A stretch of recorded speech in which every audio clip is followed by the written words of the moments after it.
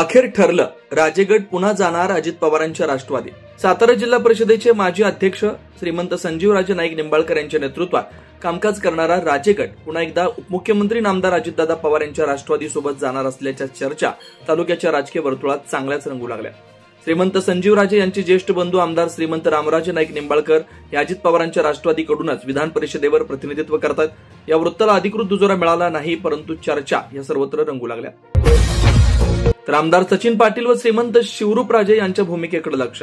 सातारा जिल्हा परिषदेचे माजी अध्यक्ष श्रीमंत संजीवराजे नाईक निंबाळकर यांच्या नेतृत्वात राजेगट पुन्हा एकदा अजित पवारांच्या राष्ट्रवादी सोबत गेला, तर त्यांचे प्रतिस्पर्धी असलेले विद्यमान आमदार सचिन पाटील व अजित पवारांच्या राष्ट्रवादीचे तालुकाध्यक्ष श्रीमंत शिवरूपराजे खर्डेकर यांची नक्की पुढील भूमिका काय असणार याकडे आता तालुक्याचं लक्ष लागून राहिलंय। रणजितदादांनी घेतली मुख्यमंत्र्यांची भेट।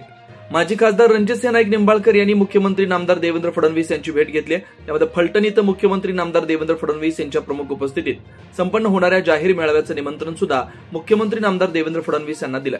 यासोबतच राजे गटाची अजितदादांच्या सोबत झालेल्या बैठकीच्या नंतर माजी खासदार रणजितसिंह नाईक निंबाळकर यांनी मुख्यमंत्री नामदार देवेंद्र फडणवीस यांची भेट घेतल्यानं विविध राजकीय चर्चा रंगू लागल्या। आमदार सचिन पाटील व श्रीमंत शिवरूपराजेंनी घेतली अजितदादांची भेट। फलटणचं राजकारण आता एका वेगळ्या वळणावर आलं असल्याच्या चर्चा सुरू झाल्या। श्रीमंत रामराजे व श्रीमंत संजीवराजे यांनी मुख्यमंत्री नामदार अजितदादा पवार यांची भेट घेतल्यानंतर आमदार सचिन पाटील व श्रीमंत शिवरूपराजे यांनी सुद्धा मंत्री मकरंद पाटील व उपमुख्यमंत्री अजितदादा पवार यांची भेट घेतली असल्याच्या चर्चा सध्या सुरू आहे। या वृत्तास अधिकृत दुजोरा मिळाला नसला तरी सुद्धा आज बैठक झाली असल्याच्या चर्चा सुरू आहेत। श्रीमंत अनिकेत राजे उपमुख्यमंत्री अजितदादांच्या भेटीला। श्रीमंत अनिकेत राजे नाईक निंबाळकर यांनी उपमुख्यमंत्री अजितदादा पवार यांची भेट घेतली।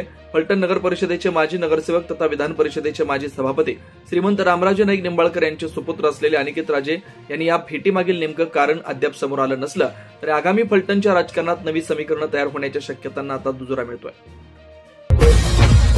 रक्षाबंधनासाठी फलटणची बाजारपेठ सजली।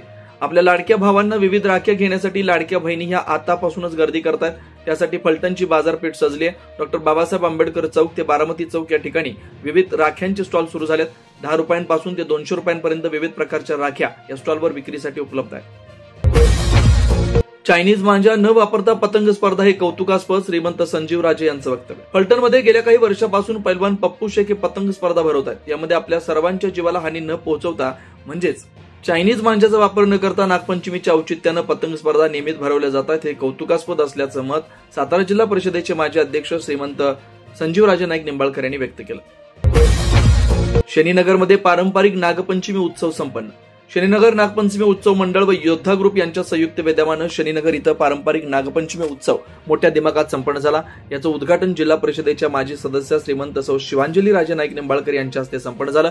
यावेळी माजी नगराध्यक्षा सौ नीता मिलिंद नेवसे यांच्यासह विविध माजी नगरसेवकांनी उपस्थित होते।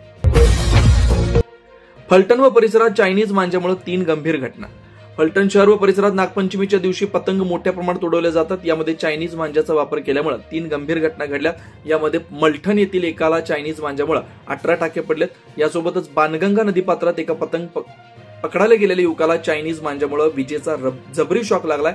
तर कोळकी येथे चायनीज मांजामुळे तब्बल 14 टाके पडले असल्याची घटना घडली। यासोबतच इतर छोटे मोठे अपघात तर चायनीज मांजामुळे झाले। निदान यापुढे तरी चायनीज मांजा संपूर्ण हद्दपार होणार का असा प्रश्न आता उपस्थित होतोय। वीर धरणाचा विसर्ग 14,000 क्युसेक तर 91% भरलं। वीर धरण हे 91% भरलं असून त्यामधून 14,000 क्युसेक्सनी पाणी हे नदीपात्रात सोडण्यात येतं।